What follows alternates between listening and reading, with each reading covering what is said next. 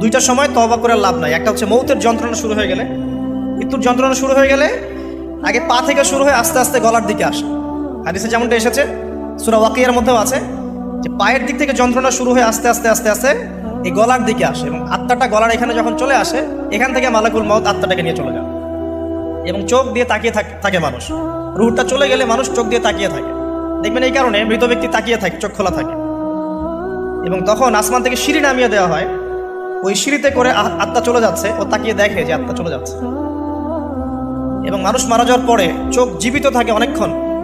Medical science যারা পড়েছে তাদেরকে জিজ্ঞাসা করবে, মানুষ ডেড হয়ে গেলেও চোখ দেখবেন আরও কয়েক ঘন্টা, হয়তো আরও নির্দিষ্ট একটা সময় পর্যন্ত চোখটা কিন্তু জীবিত থাকে। এই জন্যে চোখ বন্ধ করে দিতে হয়। যাই হোক, যেটা বলছিলাম যে মৌতের যন্ত্রণা শুরু হয়ে গেলে তওবা করে লাভ নাই, তওবার দরজা বন্ধ। আর পশ্চিম দিক থেকে সূর্য উঠে গেলে তওবা করে লাভ নাই, তওবার দরজা বন্ধ।